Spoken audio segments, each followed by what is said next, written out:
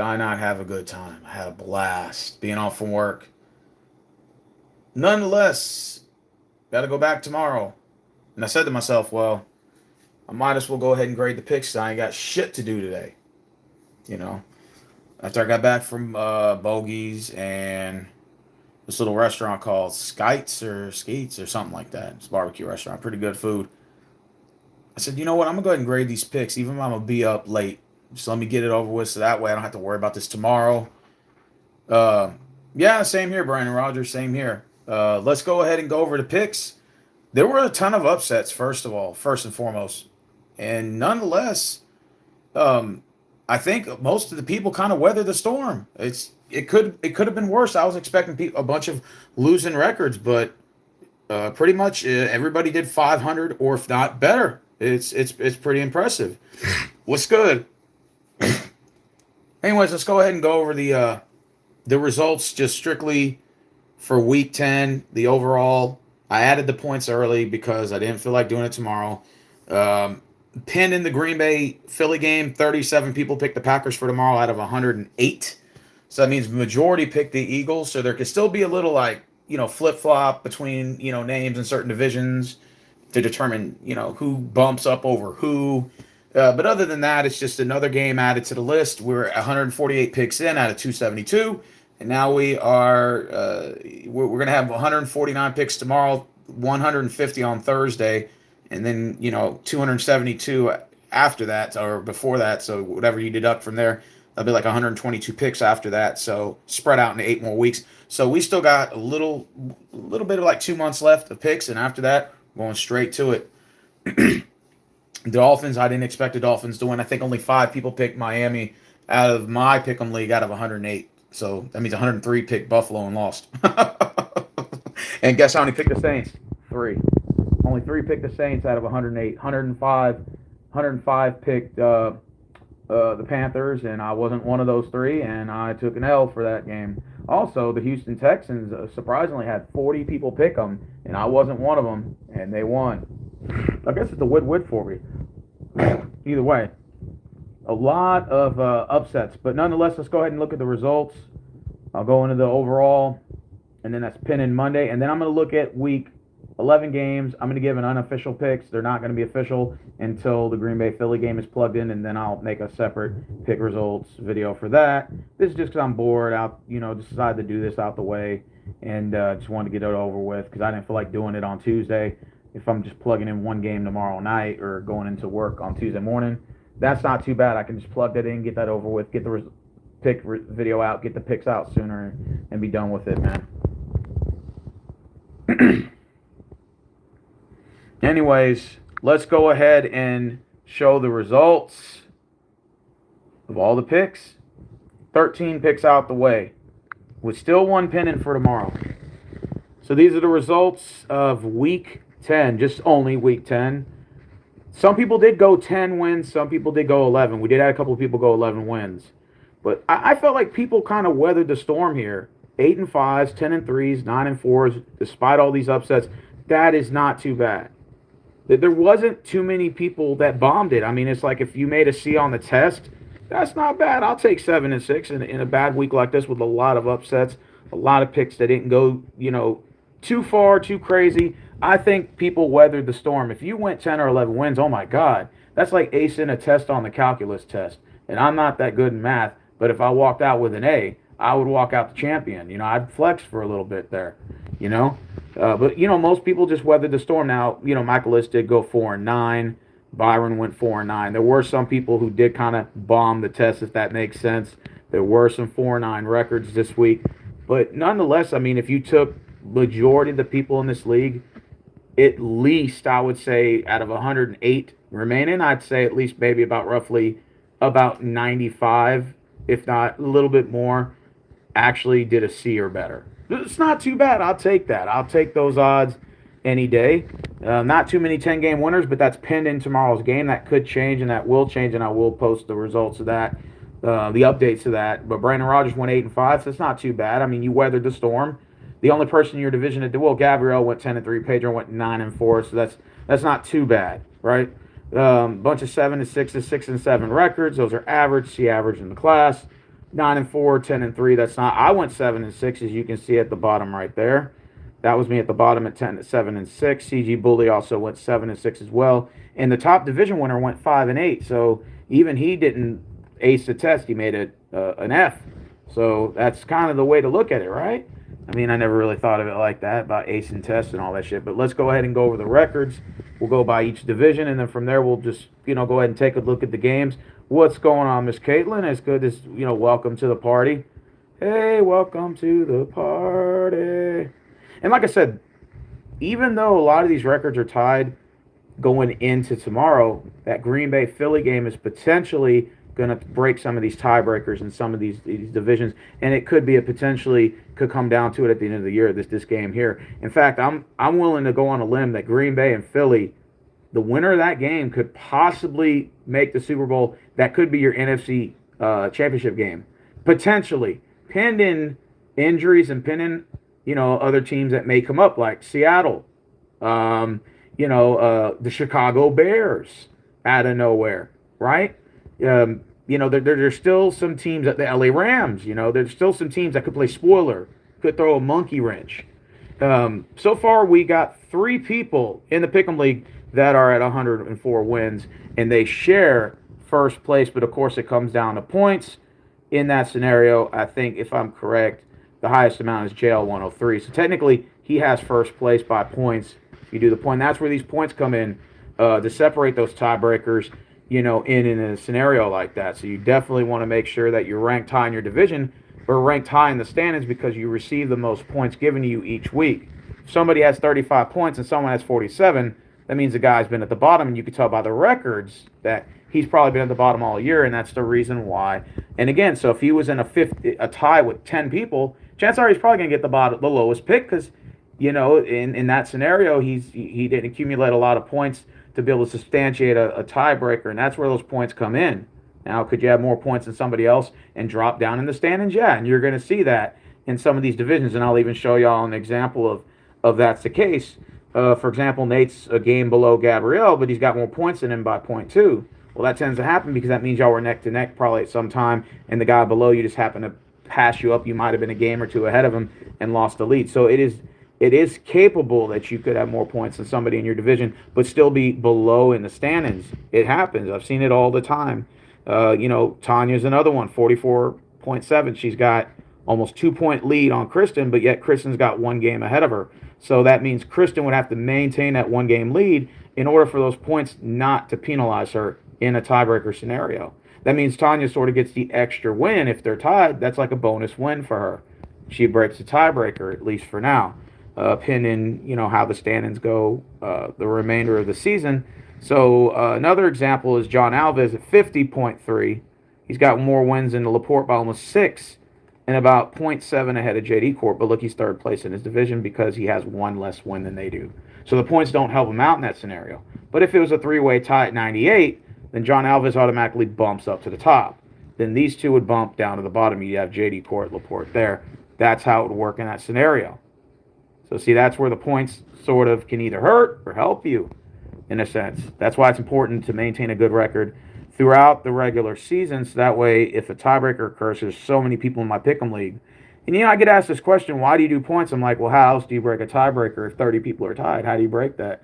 Oh, that's a good point there. Exactly. That's why I created the point system. It's a tiebreaker. Otherwise, you got 50 people tied. Who are you going to award first place to? And then the other 49 are going to think you're playing favoritism by the one person you picked. There you go.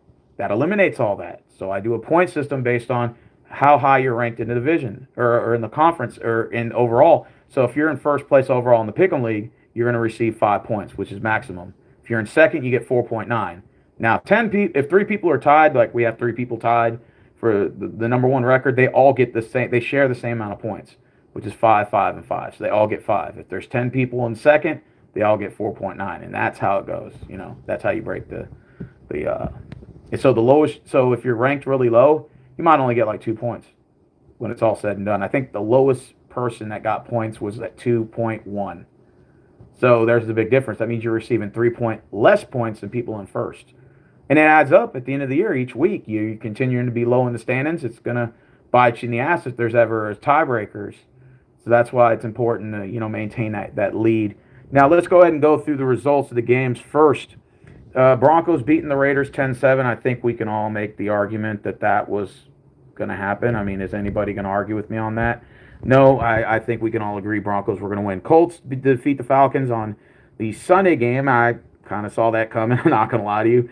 I don't think anybody's going to argue. Bears beating the Giants. Now, the Giants have blown so many fourth quarter leads. I think they've blown about 3 or 4 this year. And the Giants, I thought were going to win, but I said, the Giants are going to do what they do best, and they're going to bomb it. Usually the Bears are the team that usually is one of these teams that doesn't executes poorly in the fourth quarter, and they will either lose fourth quarter leads or they just simply are losing the whole game. And the Bears are 6-3, 3-1 at home. I think they've won about 4 in a row. The Chicago Bears have definitely came out of nowhere, and they are proving the doubters wrong. Potentially, the Bears could be in a wild card scenario where they could be knocking on death's door later on in the season. They could be a threat later on in the year. Dolphins defeating the Bills. I don't think anybody saw that coming. Does anybody want to raise their hand and say that the Dolphins were going to be up 30-13 or win the game 30-13? That's one of the biggest upsets I've seen. Only about 7 people picked the Miami Dolphins out of 108, which means 101 picked the Bills and took the L, and that was also me as well. So I'm included in that. Ravens defeated the Vikings. A vast majority of people picked the Ravens. I think only 9 people picked Minnesota, so that's not too much in there. Jets and the Browns were almost a 50-50 split. I think the Jets had 4 more votes than the Browns did. Didn't really matter. This game go either way. I think it's funny because Aaron Glenn is so stupid when it comes to coaching. He's like one of the most retarded coaches I've ever seen. But he was able to outcoach fucking Stefanski. And I'm not trying to be mean. I was on a Browns podcast earlier with Mr. Moo, and he was even telling me as dumb as Aaron Glenn was, he was able to outcoach the Cleveland Browns, which shows you there's a big problem right there. I think that and I'm going to upload that video with Mr. Moohead. I told him I think that Myles Garrett's going to be out the door, and I also believe that that Stefanski will be fired at the end of the year, and he's probably going to, basically he's just advertising for some probably offensive coordinator job somewhere else or quarterbacks coach or something like that for another team. He'll be gone out the door, and the Browns are just going to have to hit the reset button. Why they're not starting Shedeur Sanders, what do they have to lose in this case? I have no clue. Maybe they just feel that they don't want to throw him into the lion's den considering how bad the Browns are, which is a possibility. I saw the Jets returning a punt return, and it just looked so slow. It looked like it took them 5 minutes to return that punt.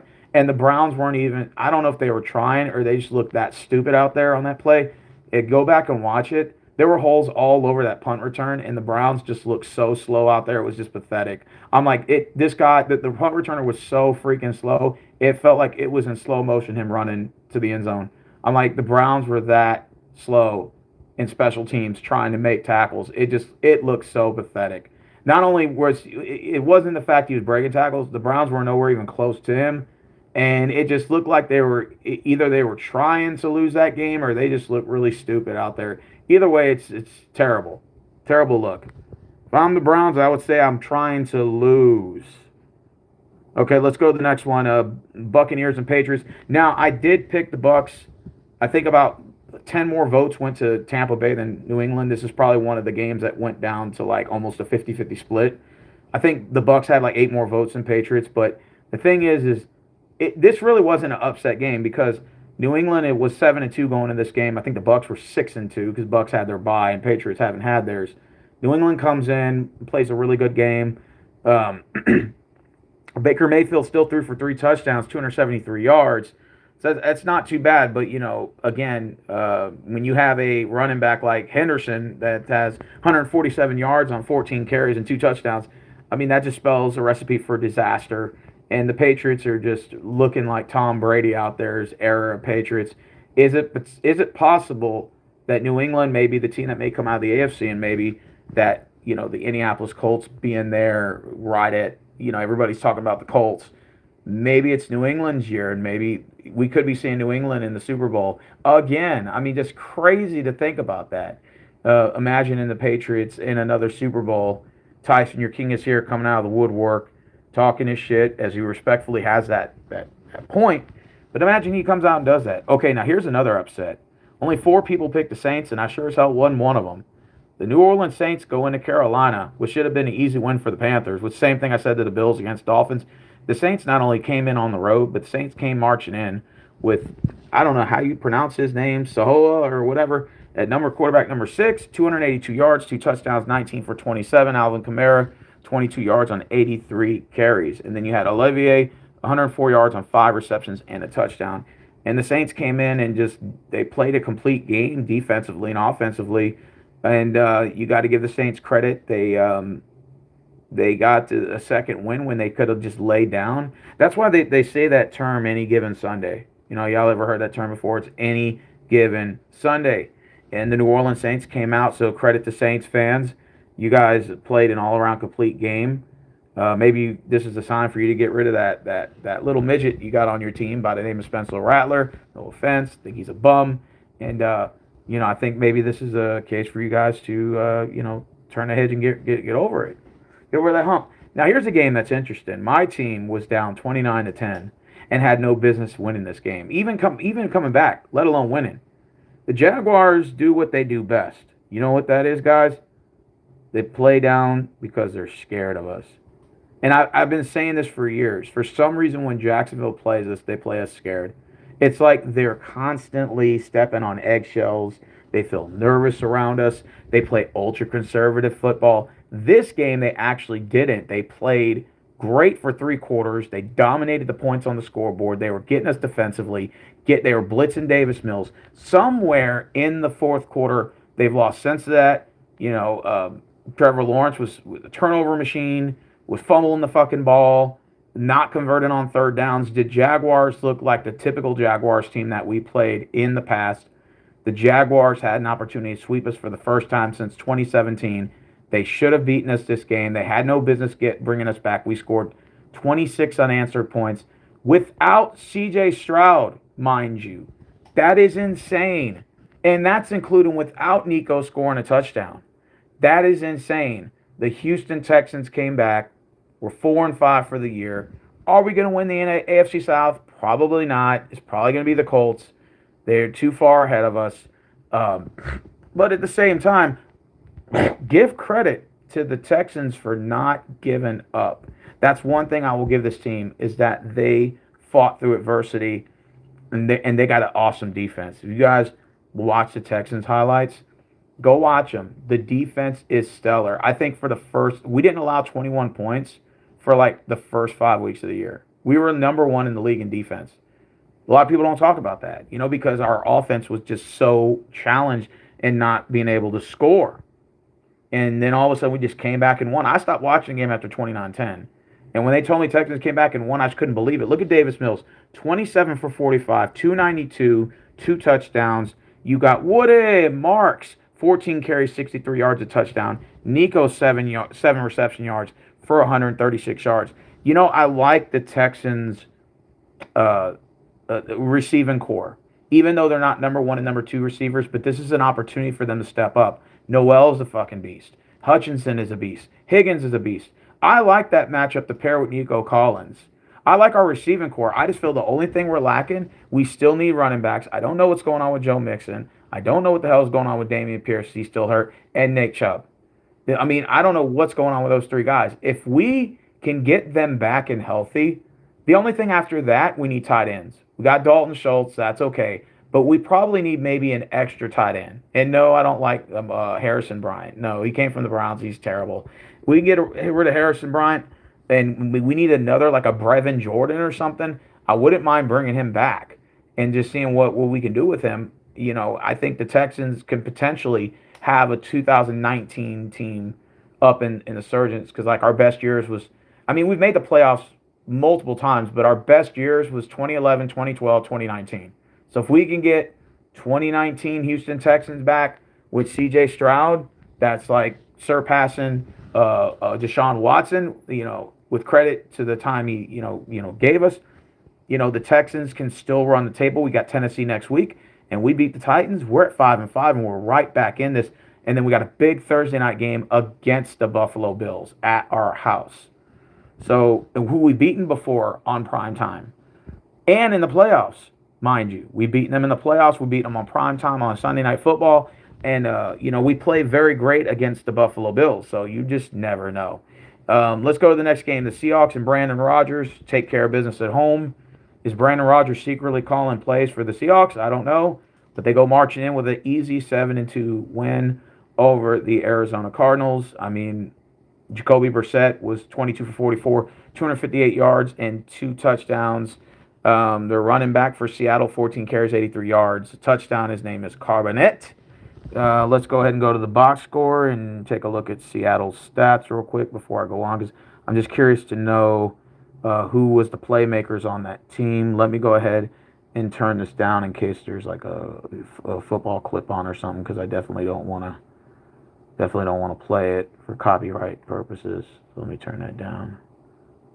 Oh shit! Hold on. Let me turn that down. Give me a sec. All right. Okay, so we got Sam Darnold, who's 111.8 quarterback passing rating. He was 10 for 12, 178 yards. That's not too bad. A touchdown, and interception. He got sacked once for 4 yards, if that's correct. At 82.3 QBR rating going into that game. Okay, so he didn't. I mean, I don't want to say he had the best game. I want to say maybe Jacoby Brissett slightly had a better game than him. But let's see. Of course, beast mode, Jackson Smith, I can't pronounce his last name, had a touchdown. I didn't know you guys had Cooper Kupp. See, that's how much I don't pay attention when I should be paying attention. But anyways, let's go ahead and backspace that real quick. Give me a second. Okay. Scroll down, scroll down, scroll down. All right, we got Rams and the 49ers. I was for sure that the 49ers would bounce back after losing to us. They go into our bye. I think maybe Texans put a curse on them. Maybe we did. Well, the Rams came out on all cylinders, 42-26 over the Niners. The Niners still have the opportunity to fight for that division, but it's going to be hard after taking losses to Houston and the Rams. They're going to have to find a way to fight back. Mac Jones, 39 for 33, 319 yards and 3 touchdowns. I'm curious to know, or wondering if Brock Purdy comes back, do they insert him in the lineup right away, or do they just keep Mac Jones rolling? Because stat-wise, he doesn't look too bad on the field. Like, he doesn't look bad. Do you stay with Mac Jones, or do you go ahead and move in with Brock Purdy? I'm gonna let you guys answer in the comment section what y'all think about that. Do you continue with Mac Jones, or do you just go ahead and insert Brock Purdy just to change the momentum of that 2-game losing streak? That is a good question. Now you got the Lions and the Commanders. The Commanders have just been on a downhill. In fact, the Commanders are so terrible they don't even have any stats highlighted. Jared Goff, 25 for 33, 320 yards, 3 touchdowns. Gibbs, running back, 15 carries, 142 yards, 2 touchdowns. Williams, wide receiver, 6 receptions, 119 yards, and a touchdown. The Detroit Lions, they rebounded after a loss last week. Now they're 44. They won 44-22. Hey, they put up the same amount of points that Seattle won. In fact, they won at the same score that the Seahawks won. What a coincidence. Both won at 44-22. What are the odds of that happening? Okay, well, the Detroit Lions came in on the road, took care of business, and say, hey, we want to bounce back. We don't want to sit here and give, leeway and be too far down in the division. Let's go ahead and try to make something happen. And, of course, we got the Sunday night football game. The LA Chargers take care of business at home against Pittsburgh Steelers. What is going on with the Steelers? And the reason why I say this is because they look good on paper every year. They play good against great teams at the beginning of the season, and then they play down to their competition. There'll be a team with a shitty fucking record, and they'll lose to that team with a shitty record, and then it's just all downhill from there. Except in the Steelers' case, they usually like to start off 8-1 before they finish the season off 9-8. This case, they're actually collapsing a little bit early, but their primetime games are very terrible. And I don't know if the NFL is doing that to poke fun at them, or maybe at Mike Tomlin just for shits, giggles, and laughs. But I'm wondering, if you're a Pittsburgh Steelers fan, are you advocating to not play any of your games on primetime? Because it seems like to me you guys play terrible on primetime. Or maybe that's just me. Let's go ahead and go into Week 11. Well, let's go ahead and go into the Eagles-Packers game. I'm going to go out on a limb. I think whoever wins this game potentially is going to be the number 1 seed in the NFC. I know that's a little bit far fetched because you still got Seattle, you still got the Rams that are still respectably there, and you don't want to discredit them at all in any way because they're playing phenomenal. But I just feel like this game right here could be your NFC Championship preview. Like I said, pin in the Rams and pin in Seattle because those are the best four teams in the league. Now, if you want to throw in maybe Chicago as a fifth, if you were to have your Power Five, then maybe you could add them as a fifth possible. I would put Bears in front of the 49ers as of right now. If you were to say, hey, pick your five best teams in the NFC, go. I would put San Francisco probably at six. And then maybe Detroit, maybe at seven. Like San Francisco and Detroit, you can make the argument for those two teams at the sixth and seventh best teams in the NFC. But I would actually move the Bears in front of both of them. Now maybe not be by too much, but it would be the Bears. I'd put the Bears as the fifth best team in the league, and the NFC wise. So we're talking about NFC. But yeah, this is gonna be a good game. I do got the Eagles winning on the road. But again, the Packers, if this is a game that they're going to want to win and showcase themselves as a team that should be really 8-0, in my opinion, I think this would be a great game for the Packers to rebound and say, we're at home, we're in the tundra, you're coming to Lambeau Field, and we're going to kick your fucking asses, Eagles. So this is potentially going to be a very good game. And I'm expecting it to be in the high score. In fact, I'm going to say it's going to be at least a minimum in the mid 30s, and I wouldn't even be surprised if this game goes into the 40s. Let's go into week 11. Now, I'm going to give my unofficial picks because they're not going to be official, and then I'm going to compare it to when I do make my picks tomorrow or possibly Tuesday. It'll probably be Tuesday morning, and then do my pick result video uploaded with the extra game plugged in, the Monday game, and then start gathering picks for the week 11 games. I'm just doing a pregame pick video. We're going to look at the games. That's why not I'm bored. New York Jets at Patriots, the Thursday night game. I mean, there's no question I'm picking the Patriots. There's no doubt about it, man. That's already a lock game right there. Sunday, this game is going to be in Madrid. Wow, they got the Commanders and the Dolphins. I mean, both of these teams suck, but I think the Dolphins are slightly better than the Commanders at this point. I think the Commanders have completely collapsed.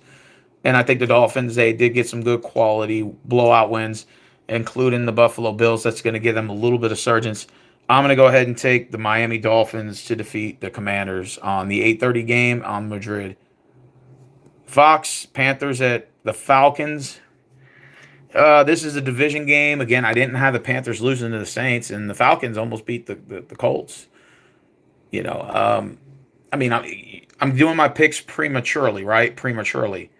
If I was to pick, my gut tells me, the Atlanta Falcons for some odd reason, but then I say, well, the Panthers got to shake that horrible loss off against the Saints. It's a game that could really go either way. This is going to be a division game here. Young versus Penix Jr., aka people comparing to Michael Vick. I don't really see the similarities, but okay. I'm gonna go with Atlanta Falcons to beat the Carolina Panthers in a pre-selection pick. Buffalo Bills at home against the Bucks, and both of these teams lost last week. Bucks at home to the Patriots. Bills lose to the Dolphins in an upset game. Well, both of these teams kind of have the opportunity to slay that ship and get the win and kind of get that rebound, as per se. One of them is going to go 7-3. I mean, this is a game that Baker Mayfield can win. He's 4-1 on the road, but the Bills are 4-1 at home. I don't see the Bills collapsing in this case, but I do see the Buccaneers possibly going on maybe a little losing skid. Go ahead and give me the Bills to win because I think the Bucs, even with this loss, they'll stay kind of afloat ahead of the rest of the teams in the NFC South.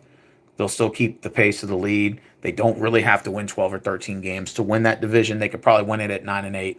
I think there's a little bit more pressure for the Bills to win now because of the fact that the Patriots have surpassed them in the AFC East. Go ahead and give me the Buffalo Bills.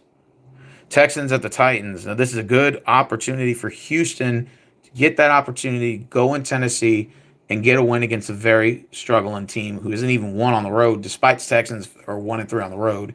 I think if you rather you insert C.J. Stroud or you go ahead and keep Davis Mills, I think the Texans win regardless. In fact, if I'm Houston, I would even consider not even inserting C.J. Stroud in this game and go ahead and give him another week off to rest to prepare for Buffalo on that Thursday game, not looking past the Titans, but this could be a trap game. But I'm confident enough that we can win with Davis Mills in that lineup, and there's really no rush for CJ Stroud to come in. Go ahead and give me the Houston Texans to win against Tennessee. Chicago at the Vikings has a lot of playoff potential. Caleb Williams is playing beast mode, 13 touchdowns for the year, 4 interceptions, and 2,100 yards. Okay, so he's looking pretty stallion. But at the same time, you're going against Minnesota at home. Minnesota, they do got Carson Wentz. I'm not going to say he's not bad, but he's not good. But the Vikings do play well at home. Still got that Justin Jefferson kid doing the gritty every time he scores. That little gritty dance, I think personally it's annoying, but that's just me. But nonetheless, those fans in Minnesota, they can get loud and they blow that blowhorn. Is this a trap game? It is a division game. Well, you know what? The Bears are finding ways to win in the fourth quarter, and I think that's what's more impressive about this Bears team that I've seen in a long time from Chicago. I think in this case, the Bears ride the momentum. Go ahead and give me Chicago to go into Minnesota, get the win, and keep that winning streak going. The Bears are going to be 7-3 this week. Green Bay Packers at the New York Giants. Oh, they don't have Carson Wentz. Who they got now? Is McCarthy back? Who they got now? Well, either way, I'm still going with the Bears. Packers at the Giants. Again, I think that do they got McCarthy? JJ McCarthy? Okay. All right. Well, if so, I still think he'll come back. They'll insert him, but I think it'll still be enough for the Bears. The Bears just got a lot of momentum. I like the Bears in this case. I think it'll be a close game, but I think Bears win it at the end. Packers at Giants. And see, this is why I think that the Packers need to win to sort of, get an established game, even though I got them losing to the Eagles. But I think that the Packers, they go into New York, they get the win. The Giants find ways to lose in the fourth quarter. They've already given up, I think, 4 fourth-quarter leads. Ouch, that's terrible. Their record would be a lot different if that wasn't the case. Yeah, the Giants will find ways to lose. I think the Packers go in, of course, they bombed a game in Cleveland. I'm sure they're like scratching their heads too. But at the same time, I think that the Packers will get it together regardless if they win Monday Night Football or not. I think they go into New York, get the win. Cincinnati at Pittsburgh. Pittsburgh. This is a sneaky game because Pittsburgh finds ways to lose and they play down their competition. And that's the scary thing about Mike Tomlin's offense is that they'll beat really good teams, but they'll lose to shitty teams, and it happened on Thursday night against the Bengals when they lost that game on Thursday. But what's interesting about this game, it's not nationally televised. This is locally.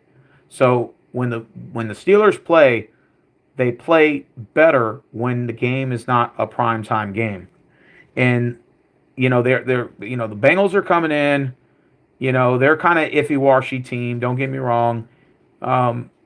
I still think, despite the fact that you got Joe Flacco and you got Jamar Chase, who's almost at 1,000 receiving yards already. I think that the Steelers understand they got to win this game, and it's a non-televised, non-nationally. I think they play better at home, especially if it's just a regular game. I think they find a way to kick and claw and scratch and get a nasty, ugly win against the Cincinnati Bengals. Go ahead and give me Pittsburgh. Chargers at Jaguars. Jacksonville does what they do best. Jacksonville. And they should be 6-3. They should have beaten us. And they bombed that game. They blew it. And then they, taking on a Chargers team who's 7-3. Jacksonville, I told you this last week. CJ Stroud is out. Mills is in. This is your game to kick our ass. In fact, I had the Jaguars kicking our ass. All right. I said the Jaguars were going to win this game. And boy, was I wrong. I said, if we lose to you, you're going to hear it from us. Now, the question is Jacksonville going to be able to respond to a Chargers team who's kind of iffy, wishy-washy on the road? This is going to be a true testament of the Jacksonville Jaguars if they're going to collapse or if they're going to find a way to stay above 500 and to, kind of stay above the head of the race. My gut tells me the Chargers, but my instinct tells me the Jaguars are going to win. Go ahead and give me Jacksonville to find a way to edge the Chargers at home, and they'll go to 6-4, send the Chargers to 7-4.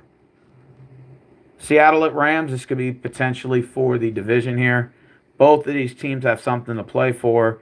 Both understand what's at stake. The NFC West is possibly on the line for this game. This is going to be a good game. Sam Darnold taking on, Stafford, Matthew Stafford. The Rams are playing a little bit above what I expected. Seattle's playing phenomenal with Sam Darnold. Sam Darnold seems like he's doing this resurgence thing. Seattle seems like they're recycling old quarterbacks and making them good again, great again. Let's make second backup quarterbacks great again. We'll go to Seattle because they sure as hell know how to find a way to do that. I like Seattle on the road in this one. I think they go into L.A., play a pretty good game. Go ahead and give me the Seattle Seahawks to find a way to get the win in L.A. Give me the Seahawks. 49ers at Cardinals. This could be trap game written all over it, but I'm not willing to bet on it. Give me the 49ers to go in Arizona and get the win. Ravens at the Browns. The Ravens are on a come up. They've won, I believe, 3 in a row.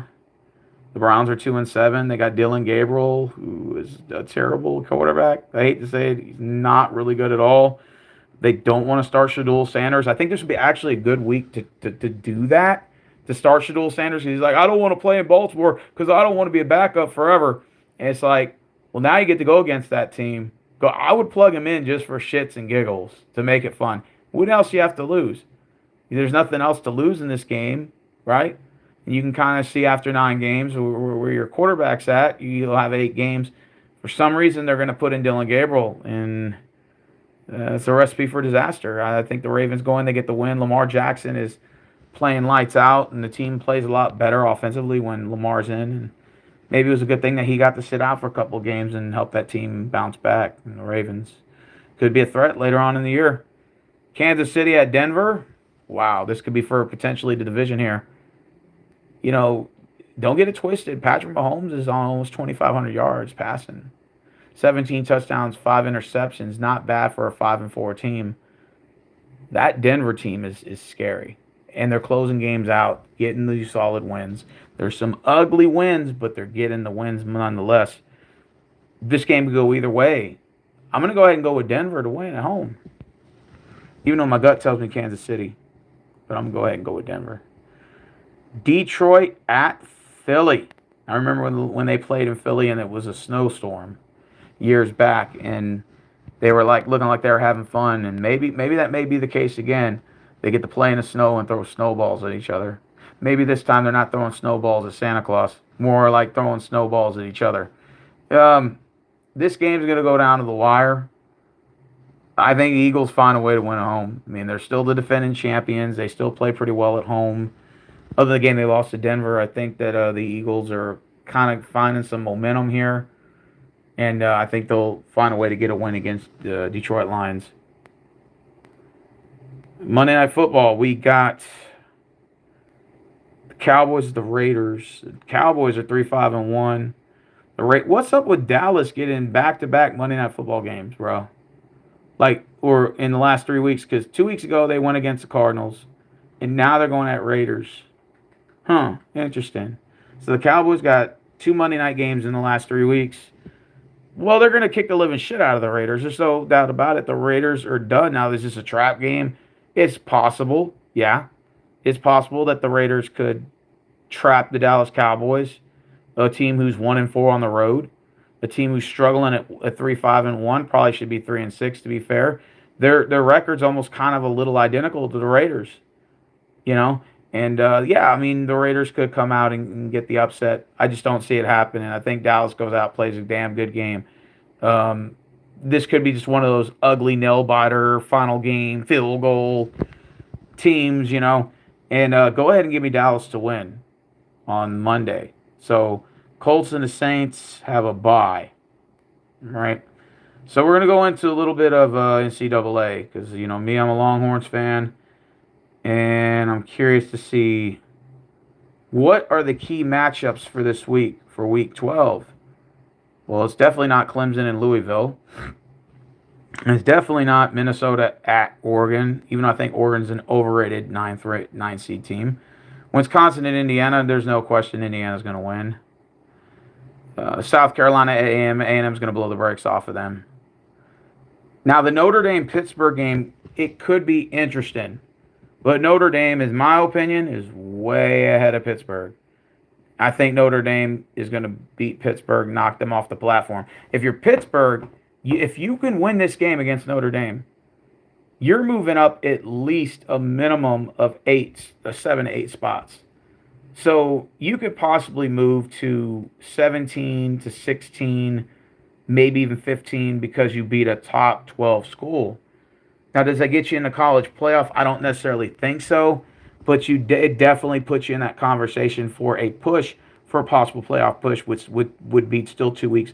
So if you're Pittsburgh, you're 7-2, you got to play lights out against Notre Dame, but I don't really anticipate that's going to happen. I think Notre Dame gets it. Michigan beat Northwestern. Now, this is an interesting game. The 2:30 ABC game, you're going to have OU at Alabama. Now, this is going to be a very interesting game. That's going to be a very interesting game. T.Y. Simpson is pretty legitimate quarterback, 21 touchdowns, 1 interception. It's amazing stats for the season. He's going to be going against Mateer in Oklahoma. It's a very good game. This is probably going to be almost the second best game on the schedule behind, of course, the Texas game, Georgia. Texas Tech will beat UCF. Virginia will beat Duke. Georgia Tech over Boston College. Miami will beat NC State.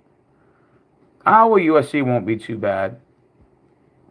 Tennessee will beat New Mexico State. Ole Miss will beat Florida. Utah over Baylor. I see that happening. Washington will beat Purdue. Purdue sucks this year. Ohio State and UCLA. Now, UCLA came off some big upsets this year. They beat Penn State early in the year, who was heavily ranked. No one saw that coming. UCLA is one of those teams that can sneak up behind you. I just don't see them doing that against OSU. Give me OSU. Of course, you got Texas and Georgia. That's a 6:30 game on ABC on the 15th. That's going to be a really good game. It could potentially, be a playoff game here. Preview, whatever. If Georgia wins, they knock us out. If we beat Georgia, do we knock them out? Probably not. We might move them down to like 8 or 9. Then we might jump them to like 7 or 6. It's going to be very interesting because if you're Georgia, you want to finish us off. And then if you're Texas, you want to win this game.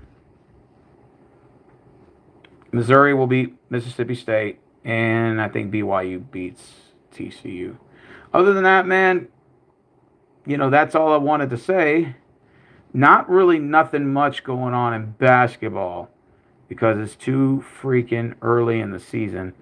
Although Detroit Pistons surprisingly got the number 1 seed. And who's got number 2? Believe in Cleveland. And number 3, the New York Knicks. For number 3. And as far as the West is concerned, OKC still dominates at a shocking 10-1. San Antonio is number 2 at 7-2. Denver at 3 at 7-2. Lakers jumped down to 4 at 7-3. Rockets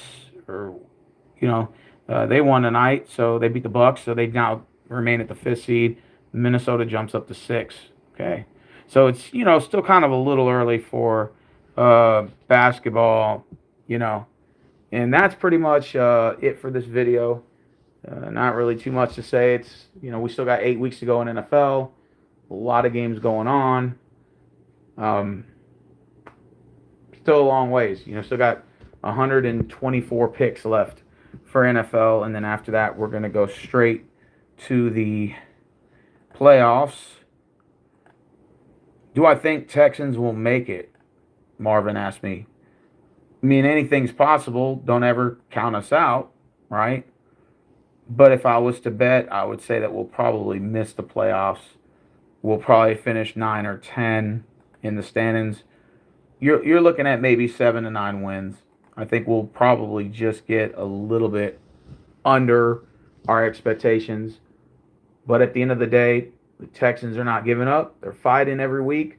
They got some good quality wins against Jacksonville and San Francisco, and we had no business beating them. We were supposed to lose those games, and we won those games. It's like I couldn't be any more proud of my team for winning and fighting and staying in the hunt. Fight. You know, it's we still got a long way to go. We beat the Titans this week. We're right at 5-5. Then we got a big testament after that Thursday against the Buffalo Bills. And then Buffalo Bills come to our house on Thursday, and that's any man's game. As long as the Texans play, the defense is creating turnovers, getting stops. The Bills tend to fold under pressure. Hey, we could very well win this. We could very well be in the running for making a wild card spot, maybe the 7th seed or something. If we can, we just got to get some good quality wins down the stretch. I think that this team is definitely in position to do so, and I think we have a really, really good chance in making it happen. It's just about how bad does this team want to win? How bad do they want to persevere? This is our 24th year. 24th year in NFL. One of the youngest franchises ever. Well, you don't count the Oilers. But we are one of the youngest franchises. And we still, have had some very good seasons. We need to find a way to win on the road in the playoffs. That's what we need to do importantly. We got to find a way to win on the road. Because eventually, we have just a good enough record to maybe win our division. This year, that may not happen. So, the Colts, unless they bomb, which probably won't happen, I don't see them bombing anytime soon, or collapsing is the word I want to use. The Texans are going to have no choice but to figure out a way to win and say, you know what? Let's get a wild card spot, 7 or 6. Sure, we're going to have to go on the road for 4 games or for 3. And then the Super Bowl is there a neutral site. But, man, if we can go on the road, it'll battle test us to see if we could possibly make a run at a Super Bowl on the fucking road. It'll be like a true testament to this franchise if we can do that. If I remember correctly, the Pittsburgh Steelers, they won the Super Bowl on the road in 2006. I think that was the year they beat the Seattle Seahawks. They started the road off in Cincinnati, and then they won some big games on the road after that. I forgot who they played, but they beat Sean Alexander, Matt Hasselbeck, and the Seattle Seahawks in the Super Bowl, who were highly favored. And Pittsburgh just overcome all the odds, and they were like the first ever team to be on the road as a 6 seed and win. Well, now you got 7 seeds. There's 7 of us. 7 seeds. So can the Texans do it? Can they run the fucking table? It's definitely going to be a sight to see. Somebody said bear down. Yeah, I'm about to go to bed. I'm just letting everybody know I think the Texans got a good fucking chance. Anyways, I'm heading out. I had a lot of fun. It's been a fun season. Texans got 2 good wins, good quality wins. Just keep it going. Keep it going. Anyways, I'm going to sleep, man. You guys take care. And I will see y'all Tuesday morning after these Packers-Eagles play tomorrow, which I think that's the NFC Championship preview. It's the NFC Championship preview between the Packers and Eagles. And I will say the winner of that game will get the number 1 seed. I'm going to make a bold prediction on that. I think this game tomorrow is going to set the tone for the number 1 seed for the NFC. Now, it's not to discredit, again, not to discredit Seattle, not to discredit the Rams, because they're right there. They're also fighting for that seed. But definitely I'm gonna say that the winner of Eagles and Packers will get number one. I just have this hunch that that's what's going to happen. All right, guys. Good night.